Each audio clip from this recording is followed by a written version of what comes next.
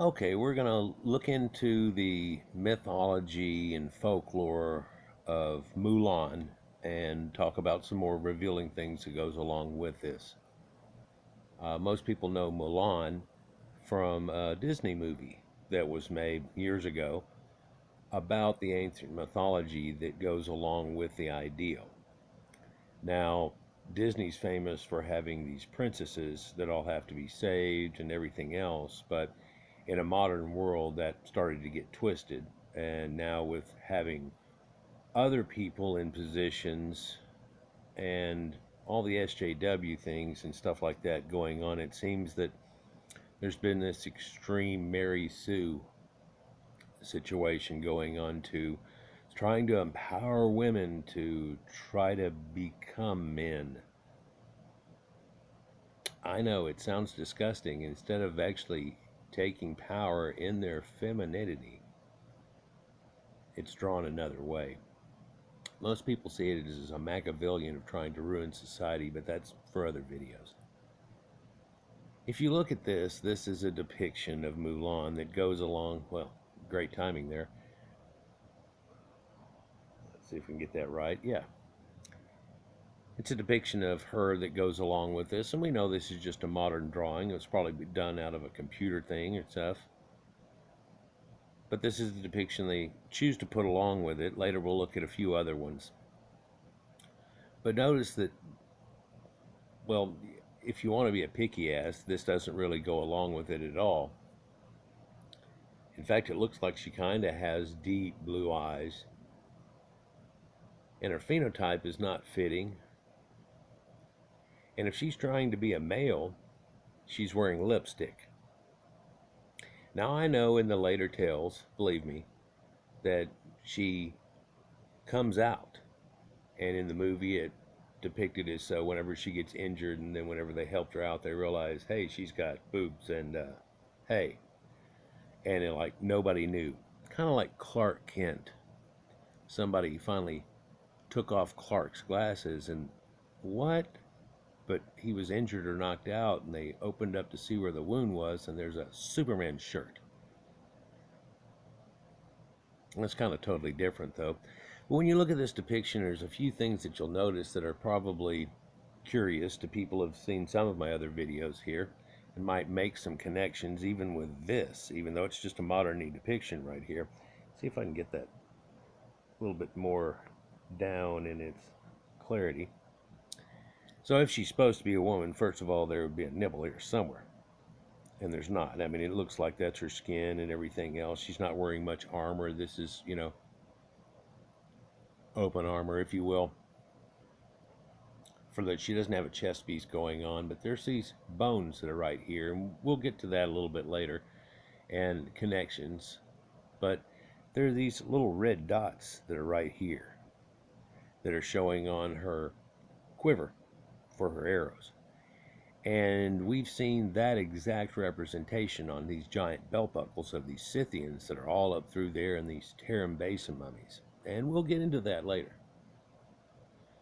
But this is showing that type of iconography, and she has on her face, well, she doesn't have that dot on her forehead, which we'll kind of get into later too, but instead she's showing a dot on each cheek. No, this is not blush that we are all familiar with. This is a sun symbol on each side here too. Now, if this is Mulan, there's no way that she would pull off trying to be a male in any way. Looking at Oriental people, Chinese or whatever, I mean, you can see the radical difference between them, and it just doesn't make any sense. Well, but this depiction makes more sense if you understand the ancient Tarim Basin people and how China was started, and people that are connected to this, like the Ainu, who recently were shown to be the ancient samurais. Yeah, the Shogun warriors and things of old that we had talked about. And genetics has proven that, for they found a battleground where they were, and then the genetics showed up as Caucasian, and they were like, what? And they're like, oh, no, that's the Ainu. And I don't want to go totally off on that concept, but believe me, I've got a lot of books about it here. Well, this is a depiction. You can barely make it out there, but he has a beard and a mustache. And the Ainus are connected along with that, and it has to do with bearded people, facial hair, and things like that, and who really had that, and how that connects to mythologies, and also like her deep blue eyes. We'll get into that here a little bit later. Let's go ahead and look into the original story and the mythology. But before we go again, looking at her armor here and looking at her, if I was to tell you that this is Diana the Hunter, you'd be like, wait, oh yeah, I can see how it could be like that. If I told you this was some Scythian warrior or a depiction of an Amazon, you would also see that very easily. If I was to tell you that this is more of a concept in a mythology much like Brave, you know, it's another Disney type movie, but it was Pixar or whatever, but the girl there's a red-headed girl. She very much a tomboy and so on. In a modern day, you get a lot of this going on. But if she had red hair right now, you would probably connect her to that type concept. And hey, she has these gloves on that are like bears. My D&D game, they have them and stuff too, and it's supposed to give you extra strength or this, that, and the other. You know, attributes are given to you by animals because animals possess these aspects. We look at these bones that are down here and things like that. And you know, in the Mulan story, there's a dragon. But we realized long ago that they have dragon bones over there too. And it's like, what? Well, let's get some of those. What? Oh, that's dinosaurs. Oh, okay. That even makes more of a connection for us all whenever we have our little puzzles here in front of us. That snaps a lot of the picture together. But no, just one more critique here. She wouldn't have been able to have this long, long hair that they're showing here, for she cut it all off to look like a man. And she looked like a man, but this is not an accurate depiction of how that would go or how that would ever get pulled off. But then again, it's just a mythology and folklore woven into their belief system. The dramatic true story behind Disney's Mulan. Hua Mulan is one of the most legendary women of ancient China. Her heroic actions were first recorded in ancient texts, retold in the famous poem Ballad of Mulan, and later popularized in the 1998 Walt Disney film Mulan. Today, her story continues to be told in schools across China. Now, I don't know if you're aware, but Disney just did that thing that they have done here since the, what we're going to call the non-creative era started. And they're just rehashing their old movies, Lion King and all these ones, and trying to do them somewhat live action. And they redid this one live action. And from what I hear, people are not too pleased about it. And on many sides, by the way. But they've taken the dragon out of it, and I guess they wanted to make it more realistic. Even though in a CGI type thing, we could have taken it CGI'd it right in there, but we've done it with so many other things, and it probably would have been a wow. But instead, they decided to take all that out of it and change it and have it more realistic. But then they add in this other woman who is traveling around with white face. That's a witch that's got all these things going on, and she's able to magically turn into a dove and stuff. So it's like, well, what? Yeah, she can shapeshift and all kinds of things. And so now we've still got kind of that going on. But anyhow, let's just get into this. In Chinese, Hua means flower, and Mulan means magnolia. Y'all know about magnolias. And I grew up in Georgian area and stuff, and we're very familiar with magnolias there. But it goes from a way back time. Magnolia is this giant flower that's on these trees. We've talked about how people all around the world have had some affinity with trees, but we also know who had this weird connection with trees. And we've talked about elves and all that here recently too, and made those connections. If you haven't seen any of those, go back and look at some. Magnolia flower is one of the symbols of ancient China since ancient times. However, there's different information about Mulan's possible roots, and her family name is uncertain. In the text history of the Ming, her family name is Zhu, like Anzu. But in history of the Qing, it is Wei. And Wei is also a name for cattle or a dumb ox. It's still used in Latin languages, and Spanish is a slang today. ¿Qué Wei? The only sure information is that her story is connected with the history of China in the 4th or 5th century AD. So much later than a lot of the other tales that we have there, but when you look in whenever China had come about and finally gotten its stuff together from tribal groupings that worked in together onto it, it was at a much later time. What we find when we look over there are some pyramids that are there too. Oh, they're hidden. We'll get into that a little bit too. And there's an ancient culture that's there that predates them by over 1,000 years. And then we have the people of ancient Japan that heralded that too, and different. You know, we talk about things, and we're going to say the word in here, Asian, a few times perhaps. But whenever that word is used, you don't think that the Caucasus Mountains are directly in Asia. Yeah, when you say Asians, everybody thinks of Orientals, right? And Orientals refers to Far East, or land of the rising sun. And if you kept going until you reach the end of the land where the sun rises, that's where you'd find that. And Asia contains Afghanistan, in fact, ancient Sumeria, in fact, the Canaanite lands. In fact, Asia Minor is Anatolia, like modern day Turkey. But we always say modern day Turkey because that's not what's going on a long time ago. Anyhow, back on this subject. The origins of the ballad. The original source of Mulan's story came from one folk song in the North Wei dynasty in somewhere between 386 and 557 AD, which was called the Ballad of Mulan. The first known transcription of the Ballad of Mulan comes from the 6th century. Unfortunately, the original work no longer exists, and the text of this poem comes from another work known as Music Bureau Collection.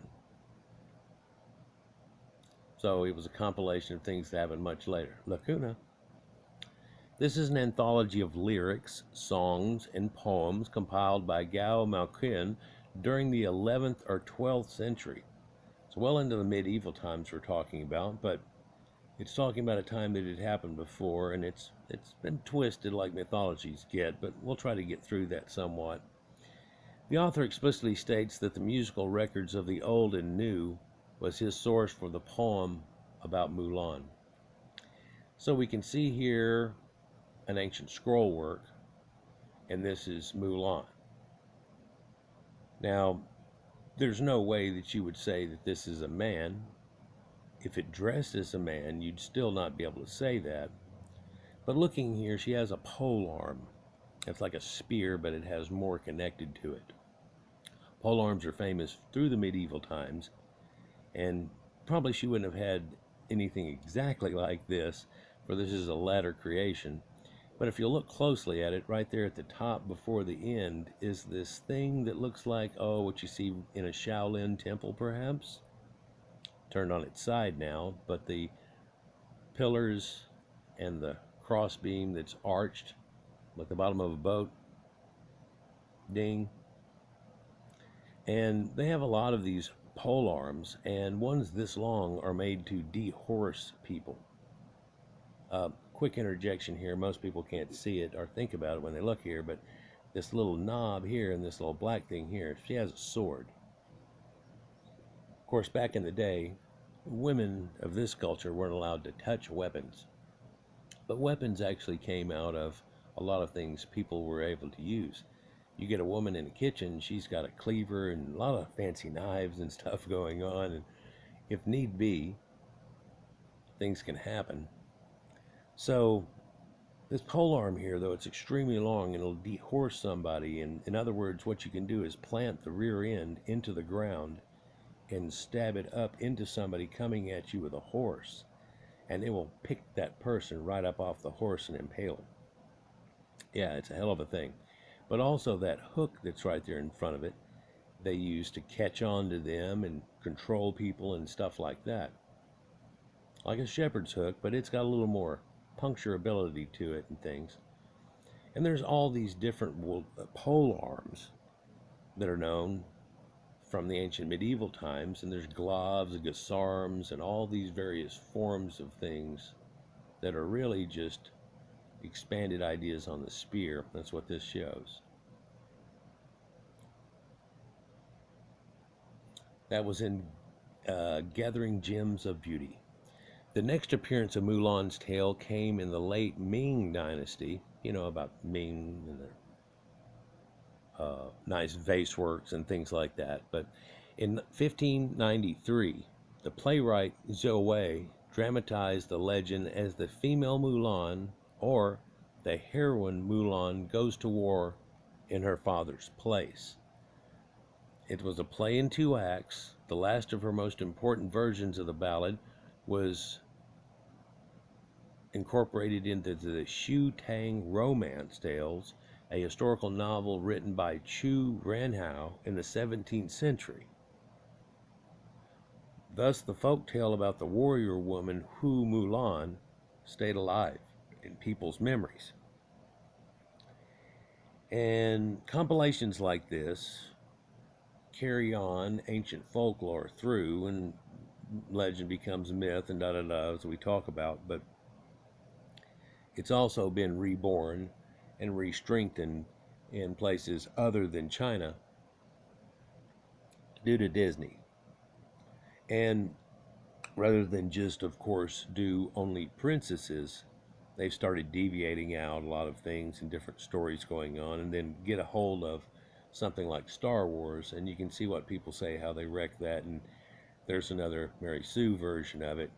And again, we're talking about this girl who is somewhat of a Mary Sue, but in reality she has to do a whole lot of work and work for it. You can see her get her butt kicked in the ancient show and everything else, but in the new one, she almost has Jedi powers somehow and pulls it off. In fact, has to back off on her powers as to not expose herself and things like this. So it's not at all the same way. And some people notice this right off the bat. Other people just geek out and go, wow. And other people go, dude, no. Also, another disturbing thing, in the credits, they gave credit to a people that are known to still be to this day controlling another people called the Uyghurs, which are a endemic Asiatics that live there, Caucasoid type of people, and that they have these slave camps and they're doing all these other things. Can't really get into it, organ harvesting and all these things people talk about, but anyhow, so that gets exposed. In fact, they actually, in the credits, they're like, thanks a lot, and it's like, what? And that's caused another stink, but I think it also brings this about and maybe made somebody decide to do this article that's here, and hell, I thought I'd put 3 together and go with it all. So here's this facts about Mulan video that they show here, and again, I see these bluish type eyes and things, but we'll get into things about blue eyes and stuff here in a minute. The story of the bravest heroine in Chinese poetry. The oldest known ballad of Mulan consists of 13 couplets and composed of 5 character phrases. The legend of Mulan has been written in many variations, but the plot is always the same. So it's really a simplistic thing, 31 couplets, so on. And it's been expounded into these things, and of course Disney did a lot of expounding and making a storyline. They've kind of lost the ability to do that so much anymore. The legend is always the same, though. Mulan was washing her clothes when she heard that an army was recruiting new soldiers To save her old and ailing father, Han Hu, from going to battle, she decided to be recruited as his son. Now, he would have probably had to go to battle, but because he didn't have a son, well, she's going to try to pull this off. I don't know if you could get me to believe that this village she lives in didn't know who she was. But of course, she can go from that village to another village and be unknown, and something can happen and enter into the army, and the next thing, boom. Well, could a girl enter the army and stuff? We know now in the modern day that couldn't work any way or shape or form, but there's a difference to the reality of this story than even the mythology of it in reality. So she knew her father was too old and ill to survive the war, and so she decided to disguise herself as a man and go in his place. And she cuts off her hair and all that. Everybody remembers this, right? And so here's another depiction of Mulan, and that story right there. This is pretty much it. One of the pages of it. And you see her there with that sword, and she again has her bow and arrow, and it's been fletched. It's got those arrows. I was going to talk about that earlier with the earlier picture too. And how they used certain birds that fly in certain ways to end up fletching their arrows. And somebody named Fletcher wouldn't realize it, but they'd been giving a name for these people in old England. Started naming themselves due to what they do. And so a miller was working in the mills, and that's why you get Miller beer, because that's a byproduct of it. But also barbers. And how does that hook up to barbarians? Well, barbarians just meant people that unshaved themselves, that they had a beard, and especially at younger ages. The Greeks are famous for calling people barbarians, but if you look at their statues, a lot of their elders and their wise people had beards too. It's where you get Berber from and all those things, but it's where we get barber from. And Fletcher is somebody who used to fletch arrows and make arrows, which is a real noble thing. It'd be almost like saying today that you make weapons, or you make, ballistics, or you do something like that if you carried it on and on and on. Here, though, I think you can tell she's got a flame diadem on her head, and this bright colored outfit doesn't really say male so much. And then again, just her look alone shows you, but they're trying to expose it, and here she almost looks more a little geisha-ish, if you will. And that's as Hua Mulan goes to war. The tale continues with Mulan leaving her battlefield carrying the sword inherited from her ancestors of the family. She fought for 10 or 12 years and gained high merit, but refused any reward and retired to her hometown instead. During the war, and she supposedly turned into a general and everything, blah, blah, blah, but during the war she met an officer who is normally named Jin Yong, with whom she fell in love with. And this is played out in the cartoon movie, and you can see this idea and things. But of course in that too, she was extremely feminine, and there was a lot of this feminine thing going on, like holding a lily. Has anybody seen it? Has anybody seen the new one? So here we have another depiction that's supposed to be of Mulan, and again she's riding on a white horse, and that's symbolic too. But if you look here, she's guised up like a man. In fact, nothing would show you that she's a female, and she has her hair cut off and so on. She's using red colors, white horse though. And that goes with a lot of other things that we've talked about. And sometimes cultures take others. It's kind of a cargo cult type situation, but we'll get into that later. Legends say that after 10 years on the battlefield, Mulan was promoted to general. When Jin Yong learned that Mulan was a woman, he became more attached to her. In many versions of the story, both Mulan and Jin Yong dream about getting married to each other. In time, other soldiers are starting to find out that Mulan was a woman. In fact, she exposes herself as a woman, and then they all freak out, and they go, "Oh my God, you were a woman this whole time," and they go gung-ho ape shit. And there's things I could go into about that. Let's just continue. One day before a very difficult battle, Mulan decided to go into the battlefield in women's clothing so her soldiers would realize her true identity. The reaction of the soldiers was one of full respect and admiration. They were overwhelmed by her bravery, grace, and wisdom. Thus, she inspired her army to win a battle once more.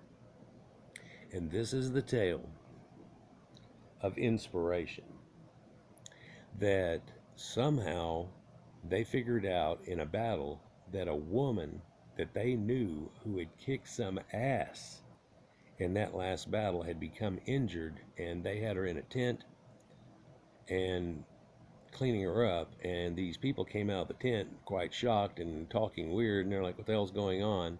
And found out this soldier was a woman. What? And then she came out and put on her regular clothes, said, I don't even need this armor, hopped on her horse and said, what are you waiting for? And it inspired them. Much like an Amazonian Scythian or something along that line. And it could be very inspirational for women sometimes in this situation, can cower or do things to start feeling, oh, about everything. When you find one that turns around and goes, no, fuck it. It can be very inspirational. From the male point of view, that merely needs some boasting and strengthening, and it can go off. This crazily looks like a constellation in some way. And yes, it does connect to it. And is she in the constellation? No. But you could make one story out of it. In fact, I could take her little story and show you how it works around the stars.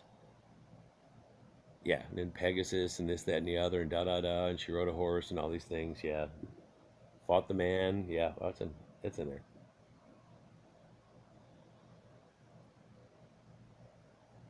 But this woman on a roaring horse, fighting, going into battle, long spear, her extra long arrows,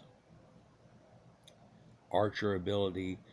Well, see, women weren't supposed to be taught archers and all these things. In fact, if they caught you handling a sword, I mean, dude, it's just not done. And yet when they catch something like this, it's taken in later. It's kind of a ditching of that idea. For if it all goes down,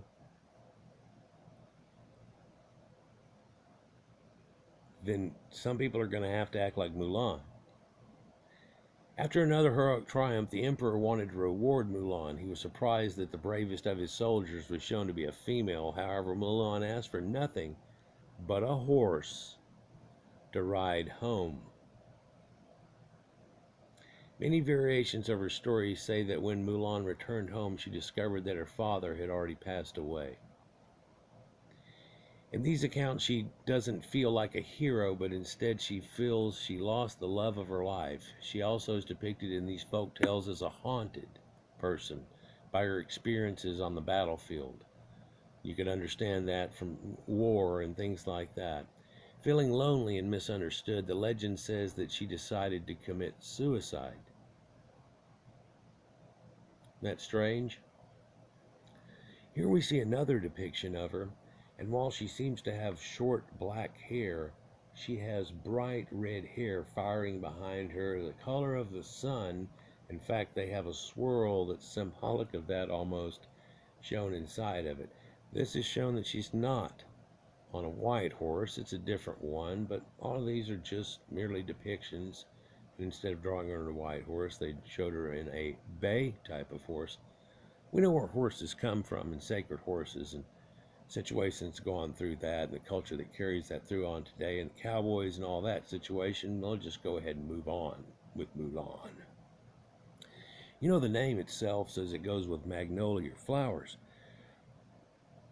And you have Mulan, but then you have Mulani. And that also has a little connection there too, but there is Melanie. Yeah, you've ever heard a girl named Melanie?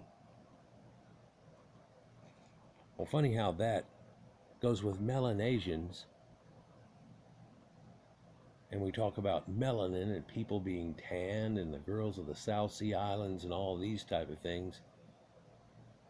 And melanin actually goes with girls that are freckled. How does that work? Well, that's melanin too. Huh. Traditionally, Mulan's life is placed in the time of Northern Wei. However, many details of her story were added during the reign of the Tang Dynasty around 620 AD. So, no, and they know it goes back way earlier. In 621, the founder of the Tang Dynasty was victorious over the Wang Xiang Du Jian, and another story about a warrior woman appeared at that time. Legends about both these women were eventually connected into one story, and that's how you get more of a conflagration of the situation. Here we see a depiction of Mulan being welcomed back home, and this is supposed to have been her father. We look at that phenotype, it's kind of odd.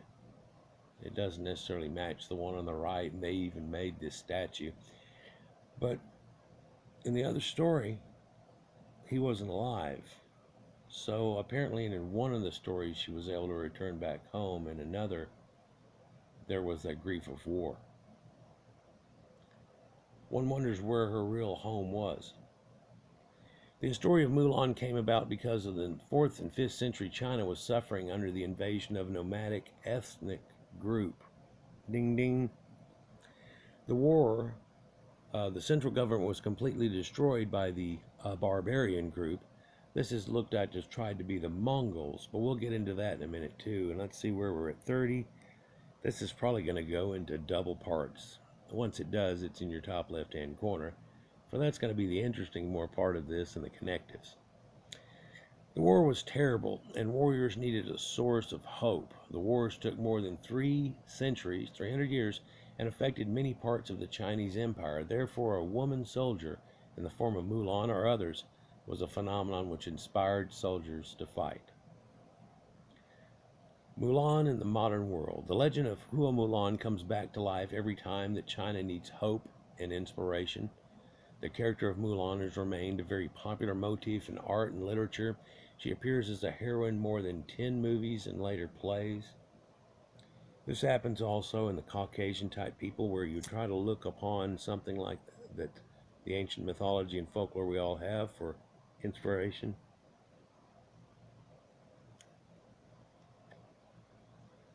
She is also a popular heroine of modern novels and researched books.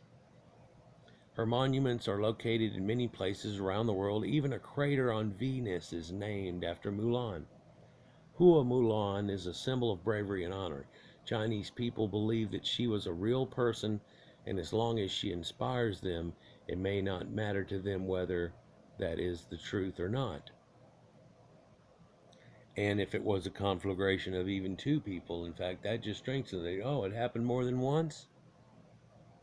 You can understand how it would go along in that way. But here's Mulan that's shown here, more riding a dark horse from the artistic representation given by Disney. But the new form doesn't really look like that very much either. Disney film Mulan grossed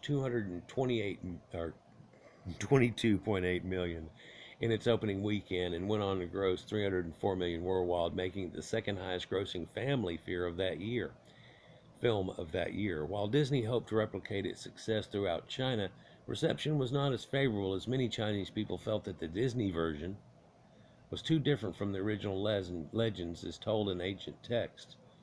And now they kind of Disney-fied it. And if you go into the Disney tales and then the real folklore that goes into it, just like some of our tales that we have now and the Brothers Grimm stories and things that it came from, it's a little more grim. Oh, that expression's used for a reason. For some of those stories are kind of that way. And then people say, oh, Disney takes it all out. No, no, no. You look at things like Bambi and stuff, and her mom gets killed right off the bat, and that happens quite a few movies and things. And these princesses come out of this situation. It was always seemingly strengthening women and ideals. It's just in a modern day that people have decided to change this concept and try to make a bunch of wishy-washy. Let's talk about that as we go to 35 minutes worth. So let's go down here to the end.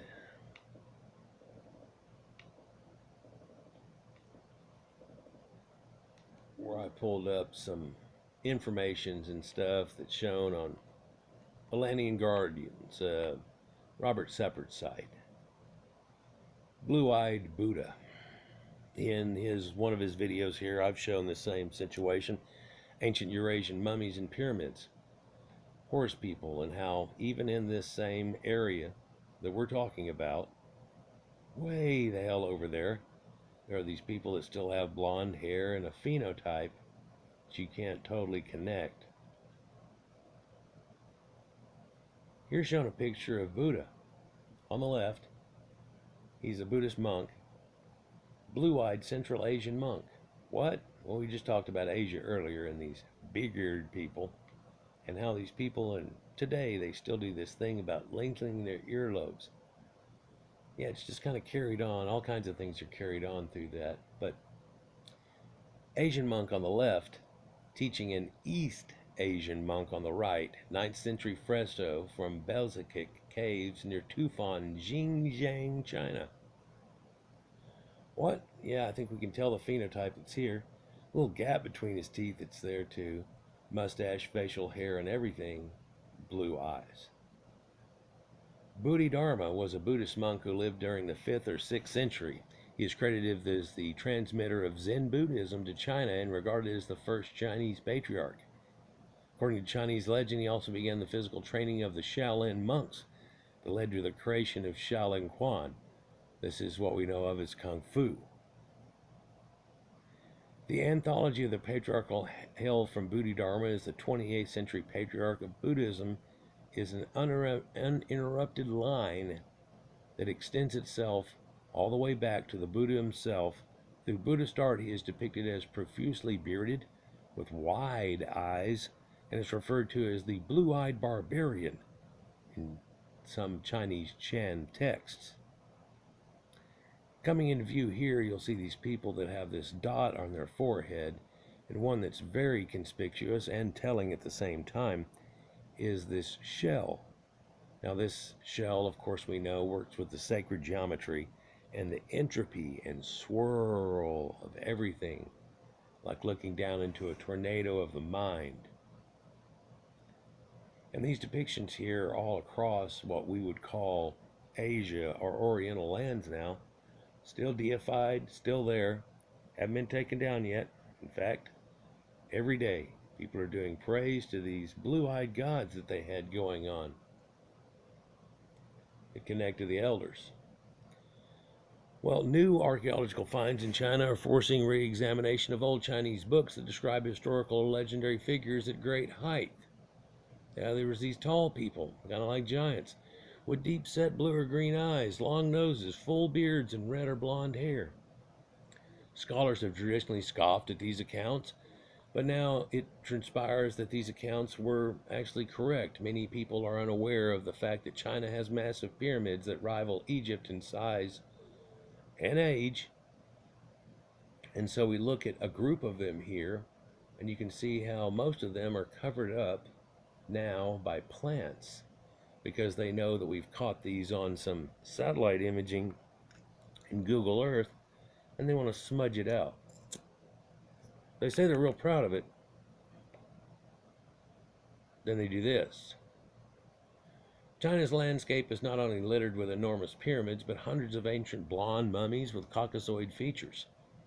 The discoveries of the 1980s of the undisturbed 4,000-year-old beauty of Lulan, done a video about, and the younger 3,000-year-old body of the Charchin man are legendary in wood archaeological circles for the fine state of their preservation, for the wealth of knowledge they bring to modern research. For these people also were tattooed, and they have this incredible fabrics going on, these extra double set boots that they have going on to be able to stand on cold. This guy's well over 6 foot tall, and he's just one of many of these they found, known as the Tarim Basin mummies, but there are others in other sites. We're not really allowed to do other archaeology in anywhere else. They don't like what they keep exposing. From evidence available, we found that during the first 1,000 years after the Lulan Beauty, only the settlers in the Tarim Basin were Caucasoid. East Asian people only began showing up in the eastern portions of the Tarim Basin around 3,000 years ago. And they came together at that time, and a much later time than dating to these pyramids, quite far. When we look at these pictures, here's another Tarim Basin mummy, and this seeming kiss mark or eye and the third eye on their forehead that's shown here.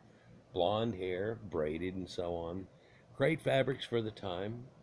Tocharians, it's said, on frescoes. And we talked recently about how Tocharians were talked about it being over here in Anatolia area, in Black Sea, and then all of a sudden they're way the hell over there.